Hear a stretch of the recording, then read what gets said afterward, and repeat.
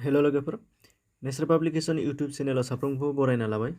दा बे समाव भिडिअखौ जागायनायनि सिगां नोंथांमोननि सिगाङाव फंनैसो बाथ्रा बुंनो नागिरदों। बे भिडिअआ फरायसाफोरनि थाखाय जागोन। बेनि थाखायनो जायफोर नोंथांमोना फरायसा नङा, नोंथांमोना फरायसाफोरनिसिम खिन्थानानै होनो हागोन। दा बे बेलायाव नोंथांमोना भिडिअखौबो शेयार खालामना होनो हागोन। नङाब्ला नोंथांमोनहा खोनासंनानै नोंथांनि रावैनो गावबागावनि खुगाजोंनो खिन्थानानै होब्लानो बियो जथेस्थ जागोन। मानो होनबा फरायसाफोरा खालि बुजिनो मोननायल' जानो नांगोन। दा बेजों लोगोसे मोनसे फिसा रिक्वेस्ट खालामग्रोबावनो नागिरदों। बे जाहैबाय जायफोर नोंथांमोनहा बे भिडिअखौ नायगोन, नायखांनायनि उनावहाय जायफोर नोंथांमोना नेगेटिभ सानगोन, समाजाव सोलिनाय साख्रि मोननायनि जेनाखि इलिगेलि साख्रि मोनगोन एबा आथिखालाव जेनेबा समाजाव इलिगेलि साख्रि सोनाय जायो, दा बेफोरखौ लानानै नोंथांमोना नेगेटिभ खालामनो नाङा। मानो होनबा बेवहाय फरायसाफोरनि थुलुंगानायनि थाखायसो बेखौ बानायनाय जादों। दा बेखायनो बैफोरखौ साननो नाङा। मानो होनबा फरायनानै लिगेलि जेरैहाय थाङोबा साख्रि मोननो हानाय जायो, बेनि सोमोन्दै बेवहाय खिन्थानाय जाहैगोन। दा फैदो थांग्रो दिनै। दा बेनिफ्राय गिबियावनो मोननैसो सोंथि सोंनो नागिरदों जे गिबियाव नोंथाङा जिउआव साख्रि मावनो गोसो दंना गैया? जुदि साख्रि मावनो गोसो दङब्ला नोंथाङा बे भिडिअखौ नायनायनि गोनांथि दङ। जायफोरा गोसो गैया नायाब्लाबो जागोन। आरो नोंथाङा समायना रमायना न' लुनो एबा समायना रमायना संसार जानायनि गोसो दंना गैया? एबा मुलुगाव सोलिनाय गोबांथार माखासे रंजानायनि खाबुफोरखौ नोंथांमोना लानो गोसो दंना गैया? दा बेबायदि सोंथिफ्रा सिखारदों। आरो जुदि गोसो दङब्ला गासैबो बाथ्राफोरखौ मिथिना लादो नैबे भिडिअनि गेजेरजों। नाथाय मोननैसो खोथाखौ खोनासंना लानांगोन। बे जाहैबाय भिडिअखौ जोबजासिम नायबासो बुजिनो मोननाय जागोन। आद्रा खिद्रा नायोब्ला बेखौ बुजिनो मोननाय जाया। दा बे बेलायावहाय जोङो आंनि लाबनि थाखाय आं बेखौ जेबो बुङाखै, नोंथाङा मिथिनांगौनि थाखायसो आं बेखौ बुंदों। दानिया गिबियाव मिथिनांगोन दि जोंनि भारतआव 30 कौटिनिबो बांसिन सुबुं दङ आरो बियो बांलांगासिनो दङ। बेबायदि हादोरनि सुबुंजों जों जुजिना थांना थानांगौआ जोबोद गोरलै नङा। आरो फारसेथिंजाय बेयावहाय गोबां हारि माहारिफोर दङ, जायनि थाखाय जोंनि भारतखौ मोनसे बिबार बागान बायदि बुंदों। दा बेबादियाव जोङो सोलिनांगौआ जोबोद गोब्राब। गुबुन हादरनिजों जों रुजुजाया। दा बेखायनो साख्रि मावोब्ला जों जोबोद मोजाङै फरायनो नांगोन। बेखायनो सरासनस्रा मेट्रिक पास, हायार सेकेन्डारि पासल' जाना थाब्ला बेयो जानाय नङा। दा बेयाव फरायनायनि खोथा बुंनाय लोगो लोगो गोबाङानो बानो हागौ, नाथाय नायलांबा हमनो हागोन। बेखायनो बेखौ मिथिनांगोन दि जों आनजाद पास जानो थाखायल' फरायब्ला जों जानाय नङा।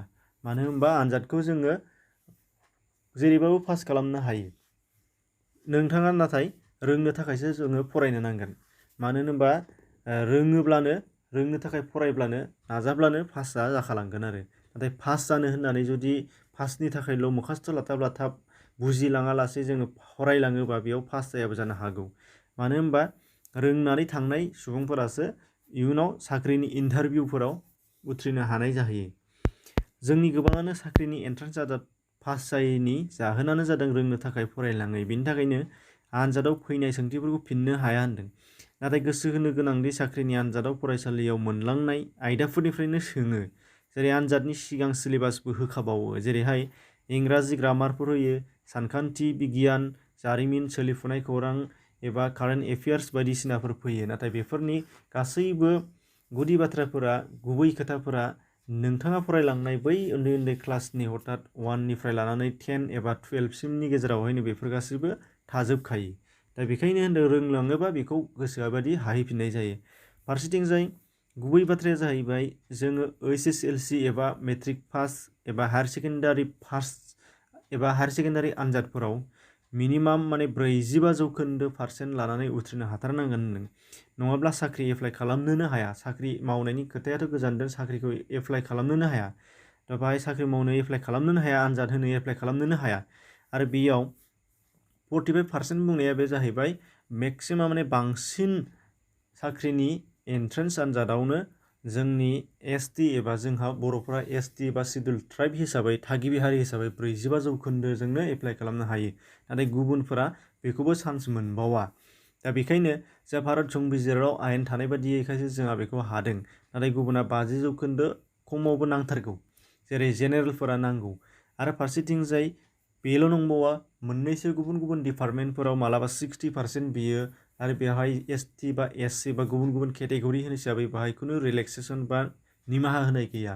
बेखायनो 60% एबा 45%नि एबाबखौ जोङो टारगेट खालामथारनांगोन। बेखायनो होनदों खमावबो 45%नि बांसिन लाखिनांगोन, नङाब्ला जोनोमाव जों साख्रि मावनो हायाबा एप्लाइखौनो खालामनो हाखालाबा अबायथो साख्रि मोननो। बे फारसेथिंजाय मेट्रिक पास जाब्लाल'नो साख्रि मोना, साख्रि मावनो हानाय गोहो थायो मेट्रिक पास जाब्लाबो। जेरै गोबां डिपार्टमेन्टफ्राव मोनो, 4 ग्रेडफ्राव मोनगोन, चौकिदार पियन बायदिसिनाफ्राव मोनगोन, 8 पासनिफ्रायनो मोनगोन। नाथाय अब्लाबो बाहाय साख्रि मोना जुदि 8 पासल' बा मेट्रिक पासल' जायोब्ला। मानोना हमनानै ला मोनसे डिपार्टमेन्टआव चौकिदारनि साख्रि ओंखारबाय जेराव 8 पासनिफ्रायनो एप्लाइ खालामनो हागोन, अब्ला नोंथाङा 8 पासल' एबा मेट्रिक पासल', बेखायनो बे खेबाव नोंथाङा चान्स मोनबाय साननानै नोंथाङा एप्लाइ खालामगोन। नाथाय बे आनजादनि थाखाय बा बे साख्रिनि थाखाय गुबुन गुबुन गोबां गोरों गोरों सुबुंफोर, जेरै हायार सेकेन्डारि पास जानाय, ग्रेजुवेट पास जानाय, आरो मास्टार डिग्री पास जानाय, M A pass, B A pass, B S C, M S C एबा हायार सेकेन्डारि पास जानाय साइन्सआव, दा बेफोरबायदि सुबुंफोरानो बाहाय एप्लाइ खालामफैगोन। नाथाय बिथांमोनहा बैफोर गिदिर गिदिर डिग्रीफोरखौ बाहाय होनाय नङा, मेट्रिक पाससिमल' होनाय जागोन। मानो होनोब्ला बाहाय 8 पासनि आनजादखौ बा 8 पासनि साख्रिखौ जिरायनो थाखाय मेट्रिक पाससिमल' बेयाव लिमिटेड खालामना होनाय जायो रोंनायखौ, दा रोंगौथिखौ। अब्लाबो बेयावहाय बिथांमोना गावसोरनि साख्रि रोंगौथिखौ दोनखोमानानै मेट्रिक पाससिमल' खालामनानै होगोन। फारसेथिंजाय मा जाहैगोन, जुदि नोंथाङा 8 पासल'खा, मेट्रिक पासल'खा, नाथाय बिथांमोना बैयाव मास्टार डिग्री पासमोन बा हायार सेकेन्डारि पासमोन, दा बिसोरजों आनजादाव जिरायफानांगौबा बिसोरजों जुजिनो हागोन ना? बेबो जोबोद सम्भब नङा, गोरलै नङा। बेनि थाखायनो जुदि नोंथाङा गोबां नाजानानै दङबा नोंथाङा हागोन, नाथाय बाहाय एकदम 1%आल' बेखौ हागोन, नाथाय बाखि 99%आनो बेखौ हाया। मानो होनबा बैसोरनि रोंगौथिजों बिथांमोना जुजिनो हाखानाय नङा। अब्ला बोरै साख्रि मोनगोन? बिथांमोनासो मोनगोन। आरो नोंथाङा साननो नांगौ, बैबादि मानसिफ्रा बोरै हायार सेकेन्डारि पास जानानै, बि ए पास जानानै, एम ए पास जानानै बा गुबुन गुबुन पास जानानै मानो मेट्रिक पासखौ होसोखो? बे जाहैबाय साख्रिनि जेंना। साख्रिनि जेंनानि थाखाय रोंगौथि थाब्लालाय मा जानो, बयबो बेखौ एप्लाइ खालामगोनानो। नोंथांमोना बेखौ नायबानो नुगोन। दा मानोना बेयाव higher secondary pass, graduate pass बेफोरबादिया रोंगौथिनि बिलाइल', नाथाय साख्रिनि थाखाय जेरावबो चान्स मोनै बादि जाफैबाय मानसि बारानि थाखायनो। बेनि थाखायनो बुंदों आरो। बेखायनो साख्रि मावोब्ला बुरजा जौखोन्दो, खमावबो 45 जौखोन्दो आरो हायार सेकेन्डारि पास खालामथार। हायार सेकेन्डारि पास जाबासो गोबां साख्रिफोर एप्लाइ खालामनायनि लामा मोनगोन। आरो जुदि नोंथाङा 45% मोनाबा, 45 जौखोन्दो लाखिनो हायाखैब्ला, नोंथाङा बे आनजादखौ होफिननानै नेक्स्ट इयाराव बेनिफ्राय बांसिन मोननो नाजाबानो जाबाय। दा बेवहाय लाजिनांगौ गैया। बोसोरसेल' बेक जानांगोन, बोसोरसेल' थाथ'नानै होफिननानै बोसोरसेल' थानांगोन, नाथाय साख्रिथ' एप्लाइ खालामनो हानाय जाहैगोन। दा बेखायनो होनदों आरो। बेखायनो 45% मोनाखैबा आनजाद होफिननाया जोबोद गोनांथार, लाजिनायनि खोथा नङा। आरो फारसेथिं आरोबाव जेंनाया जाहैबाय, साख्रिनि आनजादा दानिया पास जाब्लानो मोनला, पास जानायजों जानाय आरो होफिनबावनांगोन, माने फेस वाइज जागोन आरोखि। पास जाखांबा मोनसे, पास जाबा मोनसे, फेस जाबा पास जाबा मोनसेयाव होनांगोन, मोनसे फेस जाबा मोनसेयाव होनांगोन। दा बेबायदिनो फेस 3, 4 हालागै होनांगौ जानानै फैबाय। आरो बेनि अनगायैबो मेरिट लिस्ट जानानै फैबाय। माने मेरिट लिस्टआ जाहैबाय गोरलै रावाव, नोंथाङा जुदि बबेबा डिपार्टमेन्टआव सानै साख्रि थिसननो हानाय दङबा, 2 पस्ट दङबा, 2 पस्ट, दा बेयावहाय 7 फरायसाफोरा बा 7 केन्डिडेटआ पास जाबायब्ला, बेयावहाय बांसिन नम्बर मोननाय बै 2खौल' लानाय जागोन, नाथाय पास जादोंब्लाबो नैबे 3खौ लानाय जानाय नंला। अब्ला बिथांमोनखौ मेरिटआव गानाय बुंनाय जागोन। ओंखायनो होनदों साख्रिनि लामाया जोबोद गोब्राब जानानै फैबाय।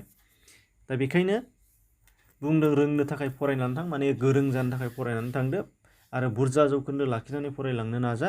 नङाब्ला साख्रि मोननाय नङा, साख्रि मावनो गोसो जाब्लालाय मा जानो, मोननाय नङा। आरो साख्रि मावाब्ला नाथाय गासैबो अके, पारसेन्टनि खोथा गैया। साख्रि मावाब्लाथ' गोबां लामा दङ, जेरै जानो हायो, जेबो नङा। बेखायनो होनदों साख्रि मावनो गोसोब्लाल' नैबे भिडिअ'आ नोंथांमोननि थाखायमोन। आरो साख्रि मावनो गोसो गैयै बा मावैफोर सुबुंफोरनि थाखाय बे भिडिअ'आ नङामोन। एसेनोसै, गोजोन्थों।